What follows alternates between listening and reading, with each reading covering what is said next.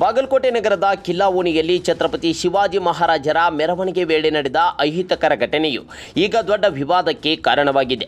ಮೆರವಣಿಗೆಯ ಸಂದರ್ಭದಲ್ಲಿ ಮಸೀದಿ ಕಡೆಯಿಂದ ಕಲ್ಲು ಮತ್ತು ಚಪ್ಪಲಿಗಳನ್ನು ಎಸೆಯಲಾಗಿತ್ತು ಎಂದು ಆರೋಪಿಸಲಾಗಿದ್ದು, ಮತ್ತೆ ಮತ್ತೆ ಸವಿಯಬೇಕೆನಿಸುವ ಮೃದುವಾದ ನಂದಿನಿ ಪನ್ನೀರ್. ಈ ಪ್ರಕರಣಕ್ಕೆ ಸಂಬಂಧಿಸಿದಂತೆ ಪೊಲೀಸರು ಹಿಂದೂ ಯುವಕರನ್ನು ವಶಕ್ಕೆ ಪಡೆಯಲು ಮುಂದಾಗಿರುವುದು ಉದ್ವಿಗ್ನತೆಗೆ ಎಡೆಮಾಡಿಕೊಟ್ಟಿದೆ. ಶಿವಾಜಿ ಮಹಾರಾಜರ ಮೆರವಣಿಗೆ ಸಾಗುತ್ತಿದ್ದಾಗ ನಡೆದ ಕಲ್ಲೆಸೆತ ಪ್ರಕರಣಕ್ಕೆ ಸಂಬಂಧಿಸಿದಂತೆ ಬಾಗಲಕೋಟೆ ಪೊಲೀಸರು ಇಂದು ಕಿಲ್ಲಾ ಓಣಿಯ ಹಿಂದೂ ಯುವಕರನ್ನು ವಶಕ್ಕೆ ಪಡೆಯಲು ತೆರಳಿದ್ರು. ಈ ವೇಳೆ ಯಾವುದೇ ತಪ್ಪು ಮಾಡದ ಅಮಾಯಕ ಕಾರ್ಯಕರ್ತರನ್ನು ಗುರಿಯಾಗಿಸಲಾಗುತ್ತಿದೆ ಎಂಬ ಆರೋಪ ಕೇಳಿಬಂದಿದೆ. ಪೊಲೀಸರು ಮುತ್ತು ಮಾಗಿ ಎಂಬ ಯುವಕರನ್ನು ಬಲವಂತವಾಗಿ ಎಳೆದುಕೊಂಡು ಹೋಗಿ ಕಾರಿನಲ್ಲಿ ಕೂರಿಸಲು ಯತ್ನಿಸುತ್ತಿದ್ದಾಗ ಕಿಲ್ಲಾ ಓಣಿಯ ಮಹಿಳೆಯರು ಮತ್ತು ಸ್ಥಳೀಯರು ಪೊಲೀಸರ ವಿರುದ್ಧ ತಿರುಗಿ ಬಿದ್ದಿದ್ದಾರೆ.